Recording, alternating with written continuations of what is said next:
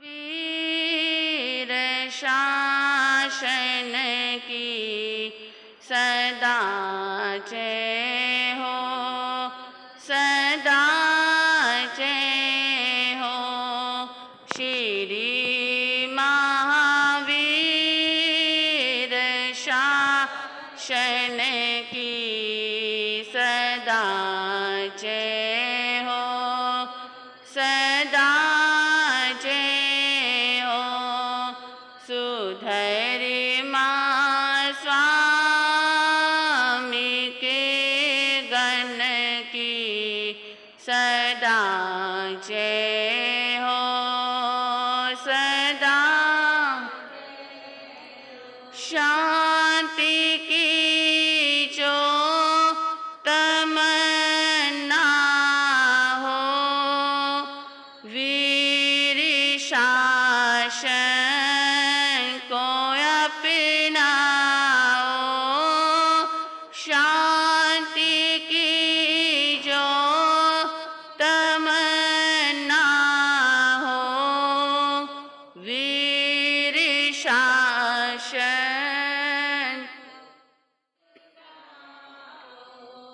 सौरभमय मुक्त जीवन की सदा जय हो, सदा जय हो।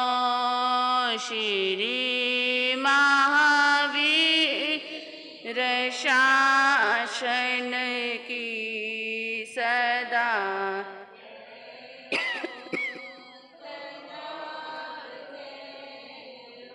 बोलिए शासनपति शरमन भगवान महावीर स्वामी की। सर्वप्रथम परमपिता परमात्मा शासनपति शरमन भगवान महावीर स्वामी के चरणारविंद में मेरा भावभीना वंदन नमस्कार। मेरे ज्ञानदाता आगम रत्नाकर उत्तर भारतीय प्रवर्तक पूज्य गुरुदेव श्री सुभद्र मुनि जी महाराज के चरण सरोजों में मेरा अनंत अनंत वंदन। परम श्रद्धा परम आराध्या पूज्य गुरु जी महाराज के चरणों में मेरा कोटि से नमन। गुरु दरबार में उपस्थित भाग्यशालियों, गुरु चरणों में रहकर जो कुछ भी अंगीकार किया है वही कुछ देर आपके समक्ष सुनाने का प्रयास करना है। श्रावस्ती नगरी के बाहर तिंदुक वन उद्यान में शर्मन केशी कुमार और गणधर गौतम स्वामी दोनों धर्म सिंहासन पर शोभायमान हो रहे हैं। एक चंद्र तुल्य है तो दूसरे सूर्य तुल्य है। शर्मन केसी कुमार प्रश्नकर्ता बने हुए हैं और गणधर गौतम स्वामी उत्तरदाता बने हुए हैं। शर्मन केशी कुमार ने गणधर गौतम स्वामी से प्रश्न पूछा, हे भंते, मैं ये जानना चाहता हूं, संसार के अंदर उन मार्ग बहुत हैं, लेकिन आज का जो इंसान है वो सन्मार्ग को छोड़कर उन मार्ग की ओर जा रहा है। प्रभु, आज का व्यक्ति सन्मार्ग को क्यों छोड़ रहा है और उन मार्ग की ओर अपने कदमों को क्यों बढ़ा रहा है? भंते, मैं ये जानना चाहता हूं, सन्मार्ग क्या है और उन्मार्ग क्या है? प्रभु, आपने तो अपने कदमों को सन्मार्ग की ओर बढ़ाया हुआ है। देखिए, थोड़ा सा चिंतन करें, गहराई के अंदर उतरें, वो कितना सुंदर दृश्य होगा। दो धर्म सिंहासन लगे हुए हैं और एक पर कौन विराजमान है? शर्मन केशी कुमार विराजमान है और दूसरे पर गणधर गौतम स्वामी। एक प्रश्न करता है तो दूसरे उत्तरदाता बने हुए हैं। जब शर्मन केशी कुमार ने गणधर गौतम स्वामी से पूछा तो गणधर गौतम स्वामी ने फरमाया कि इस संसार के अंदर उन मार्ग बहुत हैं, जो उन मार्ग पर चलता है वो अपने रास्ते से भटक जाता है, और जो सन्मार्ग पर चलता है वो अपनी मंजिल को पा लेता है। वैसे तो उन मार्ग बहुत हैं, लेकिन विशेष रूप से हमारे सामने 18 पाप आते हैं। ये 18 पाप सब क्या हैं? उन मार्ग की ओर ले जाने वाले हैं। आपको भी पता होगा कि वो 18 पाप कौन कौन से हैं? याद है किसी को नाम 18 पापों के? भाइयों, आपको है किसी को याद? 25 बोल का थोकड़ा याद किया होगा किसी ने? नहीं किया। तभी तो हम कहते हैं कि चतुर्मास की ये सुंदर बेला चल रही है। इस चतुर्मास में आप लाभ उठाओ, कुछ ना कुछ अवश्य ही सीखो। 18 पाप हमारे सामने आते हैं। प्राणातिपात, मिर्षावाद, अदत्तदान, मैथुन, परिग्रह, क्रोध, मान, माया, लोभ, राग, द्वेष, क्लेश, अव्याख्यान, पैशन, परपरिवार। इस प्रकार से ये 18 पाप है, रति अरति भी। तो जिसने भी ये 18 पापों के बारे में चर्चा सुनी है, अगर हम विस्तार से एक एक के बारे में बताएंगे तो समय भी बहुत लग जाएगा। तो कहने का मतलब है, जो ये 18 के 18 पाप हैं, ये हमारे को उन मार्ग की ओर ले जाते हैं। जिसके जीवन में धर्म कर्म कुछ भी नहीं है, वो इन बातों को जो नहीं मानता वो ही क्या है जी? मिथ्यात्व है। जिसके जीवन में ये सब कुछ बातें नहीं है, धर्म कर्म पुण्य आदि नहीं है, वो क्या है? मिथ्यात्वी है, जो मिथ्या के रास्ते पर चलता है। ये तो पता है कि मिथ्या किसे कहते हैं? झूठ को मिथ्या कहते हैं। इस प्रकार से इन 18 पापों में से सबसे बड़ा पाप कौन सा है?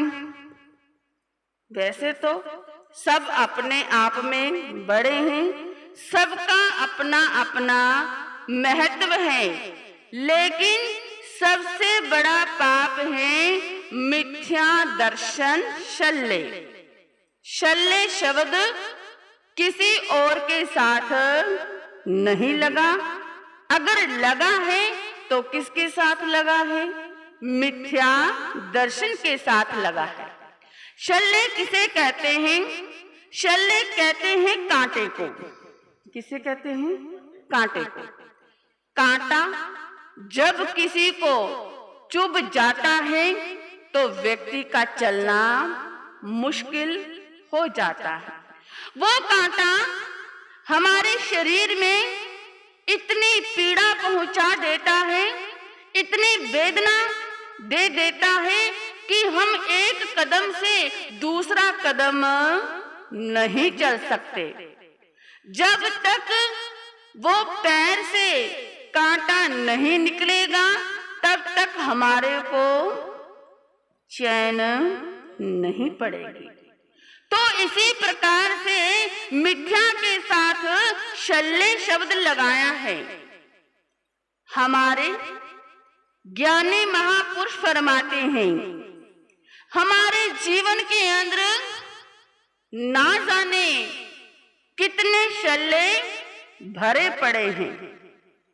नीतिकारों ने हमें पशु पक्षियों की उपमा देकर के संबोधित किया है और हमारे को समझाने का प्रयास किया है कि हे इंसान, तू थोड़ा सा चिंतन कर, विचार कर, कहीं तेरे जीवन के अंदर ये वृत्तियां तो नहीं आ गई हैं।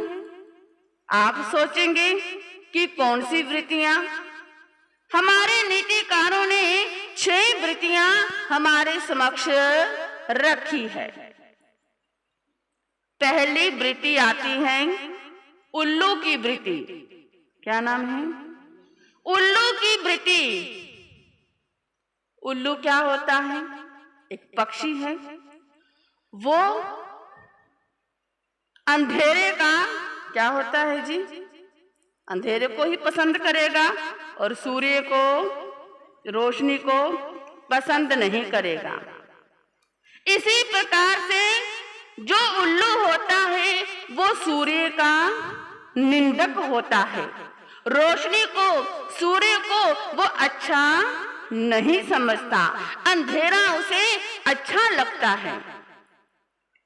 इसी प्रकार से ऐ इंसान, तू चिंतन कर, विचार कर, कहीं तेरे जीवन के अंदर वो उल्लू की वृत्ति तो नहीं आ गई है। जो ये भगवान की जिन वाणी है ये सूर्य के समान बताई है। जो हमारे को भगवान के अनुयायी हैं वो हमारे को जिन वाणी का पान करा रहे हैं, क्योंकि ये पंचम आरा चल रहा है। इस पंचम आरे में साक्षात हम भगवान के दर्शन तो नहीं कर सकते, लेकिन जो भगवान के अनुयायी हैं, भगवान के बताए हुए मार्ग पर चल रहे हैं, ऐसे गुरु महाराज की, साधु संतों की कहीं हम निंदा चुगली तो नहीं कर रहे। अगर हम ऐसे गुरुओं की निंदा चुगली कर रहे हैं जो हमारे को जिन वाणी का ज्ञान दे रहे हैं, जो हमारे को भगवान की वाणी सुना रहे हैं, अगर हम ऐसे गुरुओं की निंदा चुगली करते हैं तो समझ लेना वो उल्लू की वृत्ति हमारे जीवन में प्रवेश कर चुकी है। उल्लू को कोई भी व्यक्ति पसंद नहीं करता। इसी प्रकार से जो व्यक्ति ऐसा काम करते हैं, किसी की भी निंदा चुगली करते हैं, तो ऐसे व्यक्तियों को भी कोई भी पसंद नहीं करेगा। करेगा कोई पसंद? नहीं। तो इसी प्रकार से हम भी ये मन के अंदर सोचें, चिंतन करें, विचार करें, अरे कहीं हम ऐसे गुरुओं की निंदा तो नहीं कर रहे हैं। अगर हम ऐसे गुरुओं की निंदा चुगली करते हैं तो हमारे महामोहनीय कर्मों का बंद होता है। अरे कर्म तोड़ने तो क्या है जी, बहुत मुश्किल है, लेकिन कर्मों का जो ये बंध है, पल पल में हमारे कर्मों का बंद हो रहा है। हम इन कर्मों के बंधनों से तो बच सकते हैं। तो प्यारे बंधुओं, ऐसे गुरुओं की हमारे को कभी भी निंदा चुगली नहीं करनी। अगर कोई करता भी है और आप उसकी बात को सुनते हो तो उसकी अगर हाँ में हाँ मिलाते हो तो उससे भी आपके कर्मों का बंद होता है। कहते हैं जो किसी की निंदा करता है तो समझो वो उसकी पीठ का मांस खाता है। तो कहते हैं कि गुरुओं के दरबार में अनेक प्रकार के श्रद्धालु आते हैं। एक संत आते हैं और दूसरे संत चले जाते हैं, फिर दूसरे संत आते हैं। जो पहले वाले संत आए थे दूसरे वाले संतों के सामने उसकी क्या करने लगते हैं? निंदा चुगली करने लगते हैं। क्या ऐसी बातों से हमारी जिंदगी का कल्याण हो सकता है? नहीं, क्योंकि कहा भी है कई द्वार गुरांदे आंदे आबोतियां गला बनांदे, कई द्वार गुरांदे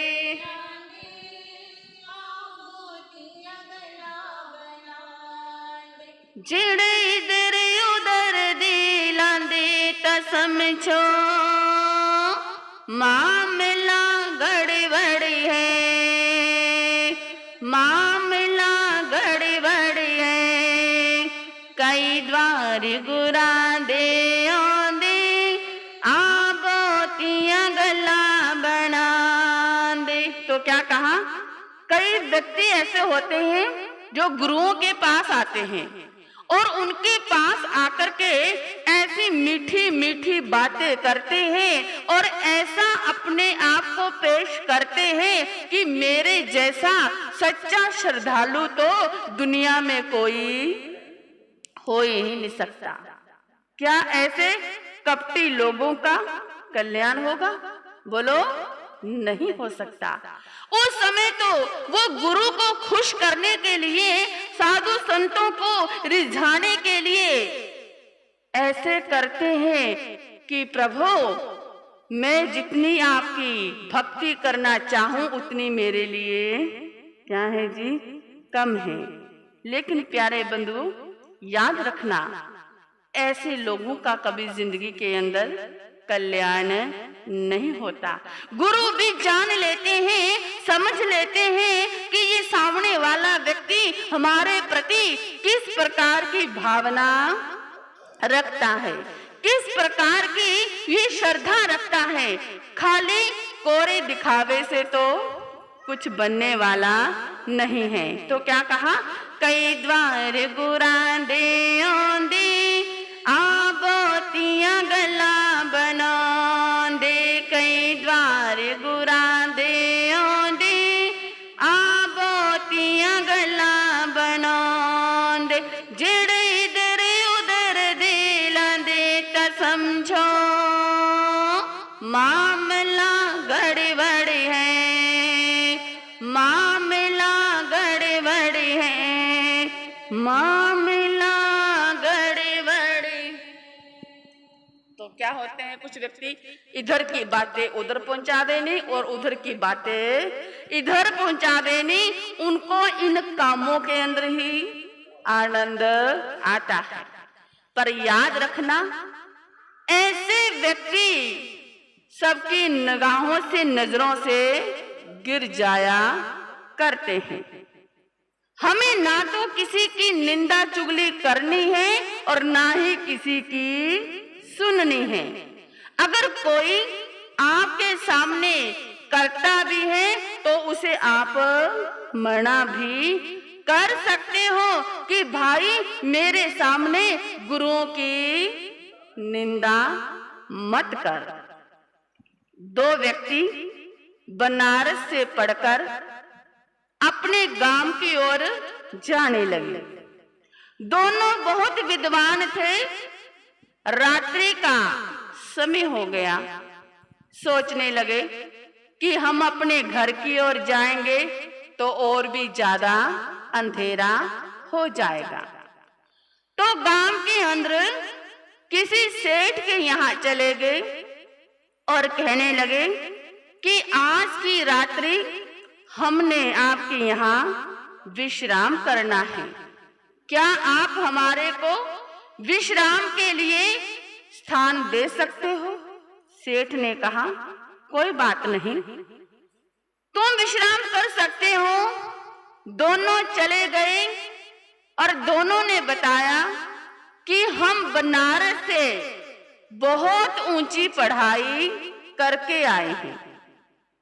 सेठ सोचने लगा, चलो मुझे दोनों की परीक्षा लेनी चाहिए कि ये दोनों व्यक्ति किस प्रकार से कितना पढ़े हैं।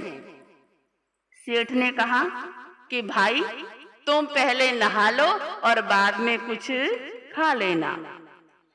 एक व्यक्ति नहाने के लिए चला जाता है और पीछे से बाहर दूसरा बैठा हुआ है। सेठ उठा और उस व्यक्ति के पास गया और कहने लगा कि भाई, जो तुम्हारा ये मित्र है, ये मित्र मेरे को बहुत विद्वान लगता है, बहुत पढ़ा लिखा लगता है। जब उसने ये बात सुनी तो उसको खुशी होगी या ईर्ष्या होगी? क्या होगी जी?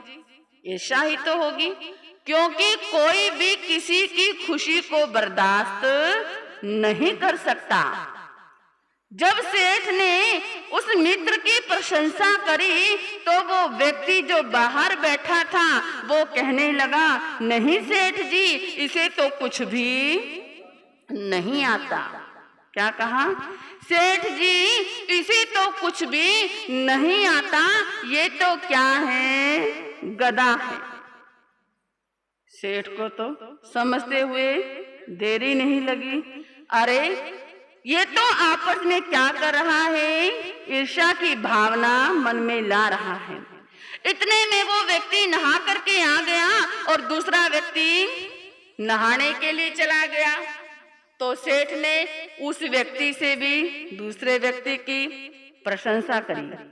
अरे जो आपका ये मित्र है ना, मैंने इससे कुछ बातें करी हैं, इसकी बातों से तो मुझे ऐसा लगता है कि इसने तो बहुत कुछ पढ़ाई कर ली, ये तो बहुत ज्यादा विद्वान है।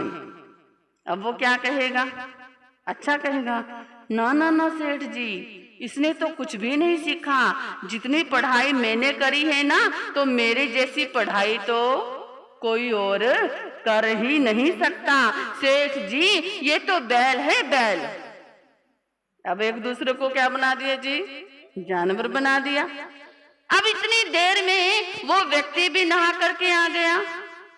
सेठ ने क्या करा? दोनों को भोजन तो कराना था। एक के आगे तो हरा घास क्या रख दिया? टोकरे के अंदर रख दिया, और एक के आगे वो रूखा सूखा तिनके जो होते हैं, इन जानवरों को डालते हैं, वो भोजन रख दिया। अब दोनों एक दूसरे को देख रहे हैं। अरे ये क्या? ये कैसा भोजन? ये मनुष्य का भोजन तो नहीं है, ये भोजन तो जानवरों का है। अब सेठ ने दोनों को वो बात बता दी। अरे तूने ही तो कहा था कि ये गधा है, और तूने कहा था कि ये तो बैल है। जैसे तुमने बताया था वैसा भोजन मैंने तुम्हारे को दे दिया। अब दोनों शर्मिंदा हो जाते हैं और दोनों की गर्दन नीची हो जाती है। तो प्यारे बंधुओं, कहने का क्या मतलब है? अगर हम किसी की निंदा चुगली करते हैं तो हमारे को ऐसा ये फल मिलता है। तो आपके सामने ये 6 वृत्तियों की चर्चा हमने प्रारंभ करी है, जिसमें कि पहली वृत्ति कौन सी आई है? उल्लू की वृत्ति आई है। उल्लू अंधकार को चाहता है और प्रकाश से हमेशा दूर भागता है। उल्लू सूर्य का निंदक है। अरे इंसान, तू चिंतन कर, तू विचार कर, कहीं तेरे जीवन के अंदर उल्लू की वृत्ति तो नहीं आई है? कहीं जो गुरु महाराज हैं, जो तुम्हें जिन वाणी का पान करा रहे हैं, धर्म के रास्ते पर चला रहे हैं, कहीं तू ऐसे गुरुओं का निंदक तो नहीं बना हुआ है? कहीं तू ऐसे गुरुओं की निंदा चुगली तो नहीं कर रहा है? अगर तू कर रहा है तो वास्तव में तेरे जीवन के अंदर भी उल्लू की वृत्ति आ गई है। तो आगे जैसे भी अगली वृत्ति पर इस पर चर्चा चलेगी, यथा समय पर सुनोगे और सुनने से आपको पता चलेगा। बहुत ही ये रोचक प्रसंग है, किस प्रकार से पशु पक्षियों की उपमा देकर के इंसान को संबोधित किया गया है।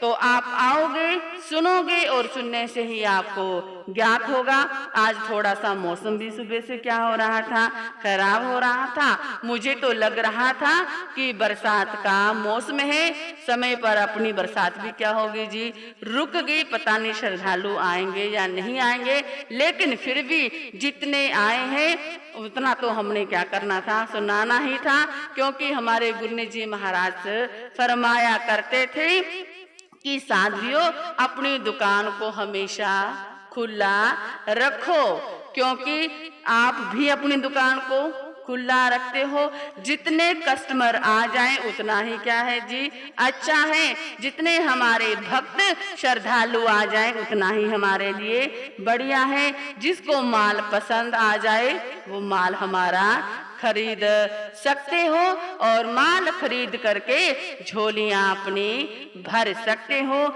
इसी के साथ साथ आपके समक्ष कहानी का प्रसंग भी चला हुआ है। सुन रहे हैं आप कहानी 7 लाख की 7 बातें। तो कहानी में कुछ कहूँ इससे पूर्व वही भजन की 2 पंक्तियां हम सभी मिलकर के बोलेंगे। सुनो सुनाओ दुनिया वालों, भागे की ये अजबे कहानी, पुण्यवान जहाँ भी जाता वहीं जाती पुण्यवानी।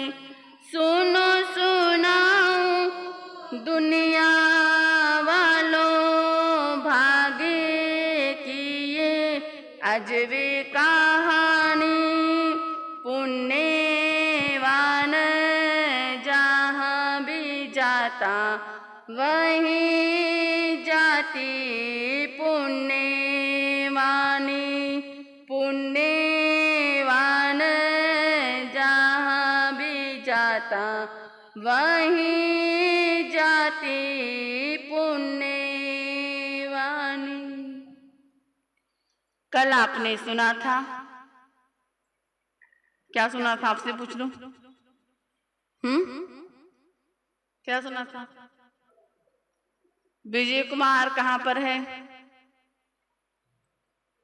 जो राजा है, राजा की लड़की को राजा ने 2 कुंडल बनवा करके दिए थे, लेकिन उसने अपनी सखी को दिखाए। उसकी सखी ने कहा कि तुमने अपने कानों को तो सजा लिया, लेकिन गला तुम्हारा खाली है। अब वो राजकुमारी कोप भवन के अंदर चली जाती है और राजा खुश हो रहा है कि आज तो मेरी बेटी बहुत खुश होएगी। राजा देख रहा है महलों में उसकी बेटी उसे नजर नहीं आ रही। आखिर राजा ढूंढता ढूंढता कहाँ पहुंच गया? कोप भवन में पहुंच गया। देखा कि बेटी उदास और निराश है, क्योंकि कहते हैं इंसान का जो चेहरा है ये चेहरा दर्पण का काम करता है। इंसान के अंदर उदासी है, जहाँ इंसान खुश है ये इंसान का चेहरा ही बता देता है। तो इस प्रकार से राजा ने पूछा कि बेटी, तुम्हें क्या हो गया? क्या मेरे से कोई गलती होगी? क्या राजमहलों में किसी ने कुछ कह दिया? क्या किसी ने तेरा अपमान किया है? बेटी, तुम इतना निराश क्यों हो रही हो? पिताजी, बस मुझे कुछ नहीं कहना। बेटी, उठो, भोजन करो। पिताजी, ना मैं भोजन करूंगी और ना ही किसी को करने दूंगी। अब राजा का दिल तो धक धक करने लगा कि आखिर बेटी बात तो बता, क्या बात है? पिताजी, जैसे आपने मुझे कानों के कुंडल बनवा करके दिए हैं, ऐसे ही मुझे गले का हार भी चाहिए। मेरा गला सूना पड़ा है, मेरा गला खाली पड़ा है। जब तक मुझे आप वो हार बनवा करके नहीं दोगे, तब तक मैं कुछ भी खाने वाली नहीं हूं। राजा ने कहा कि बेटी, बस इतनी सी बात से तुम इतना निराश हो गए? उठो बेटी, मैं तुम्हारे लिए जल्दी से हार भी बनवा करके दे दूंगा। बेटी, तुम खाओ पियो और अपने आप को मस्ती में लगाओ। अब राजा अपने दरबार के अंदर आ जाता है। अगले दिन राजा ने दरबार लगाया। दरबार में अनेक प्रकार के लोग आया करते हैं। सेठ साहूकार भी आते हैं और भी जितने नगरी के विद्वान लोग होते हैं वो भी वहां पर पहुंचते हैं। अब उधर से वो विजय सेठ भी दरबार के अंदर आया हुआ था। कहते हैं कि पहले जमाने के अंदर जो राजा लोग होते थे, जब उन्होंने कोई अपनी बात पूरी करवानी होती थी तो वो पान का बीड़ा राज दरबार के अंदर डाल देते थे और जो भी व्यक्ति वो पान का बीड़ा अपने मुंह में उठाते थे तो उसे राजा के कहे अनुसार बात को पूरा करना होता था। अब राजा ने ऐसा ही किया। वो पान का बीड़ा राज दरबार के अंदर डलवा दिया और कहने लगे कि उठाओ, ये पान का बीड़ा कौन उठा सकता है? जो भी उठाएगा उसे मेरी बात को पूरा करना होगा। अब किसी के अंदर इतनी हिम्मत नहीं है, क्योंकि मन के अंदर डर भी लगता है कि पता नहीं राजा अपने मुंह से क्या बात कह दे। अगर वो बात हम पूरी नहीं कर पाएंगे तो राजा हमारे को फांसी की सजा भी सुना सकता है। अब उसी सभा के अंदर अनेक प्रकार के लोग थे।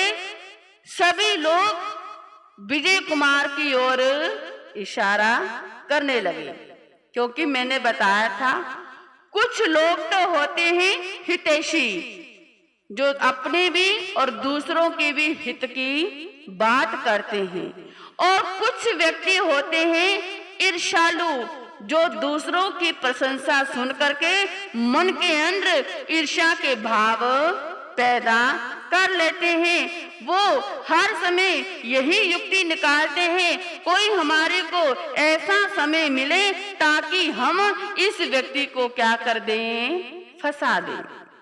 अब वहां पर जो लोग बैठे थे वो सभी लोग कहने लगे, महाराज ये विजय कुमार बैठा है, उठवाओ इस विजय कुमार से ये पान का बीड़ा और ये विजय कुमार आपकी बात को पूरा करेगा।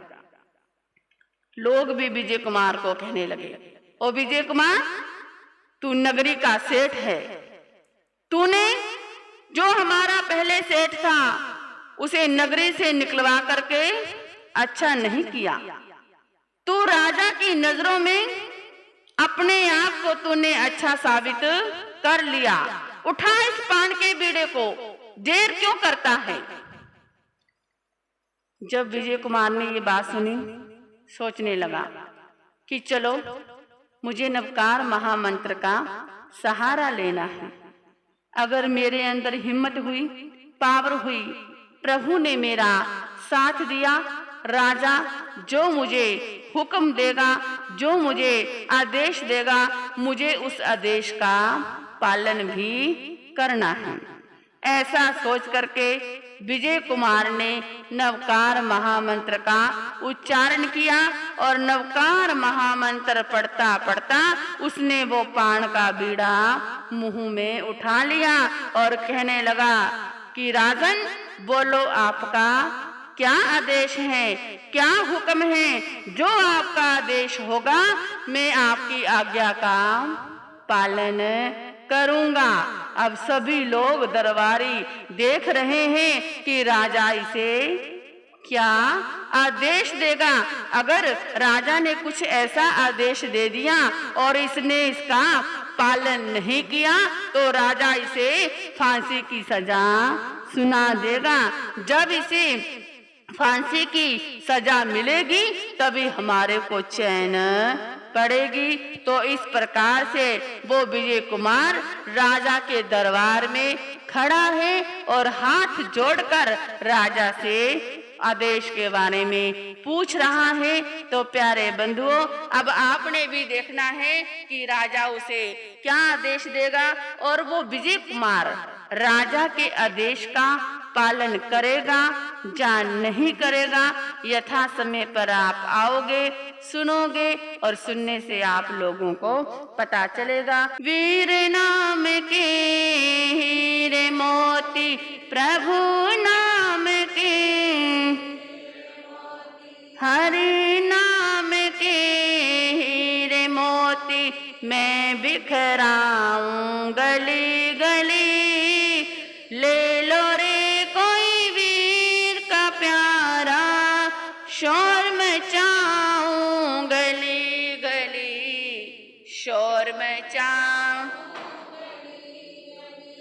दौलत के दीवानों सुन लो, एक दिन ऐसा आएगा, धन दौलत और महल खजाना यहीं पड़ा रह जाएगा।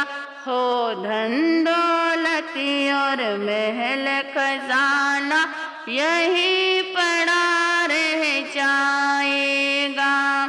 सुंदर काया मिट्टी बनेगी, सुंदर काया मिट्टी बनेगी, चर्चा होगी गली गली।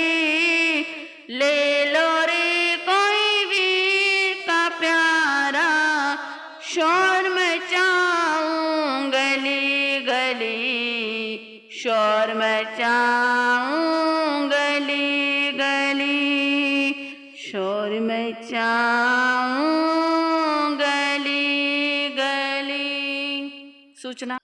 तो इसी प्रकार से जैसे कि आप नित्य प्रतिदिन प्रत्याख्यान करते हो, आज 21वें तीर्थंकर श्री नेमिनाथाय नमः, श्री नेमिनाथाय नमः सभी ने कैसी माला करनी है और दूसरा त्याग करवाया जाता है।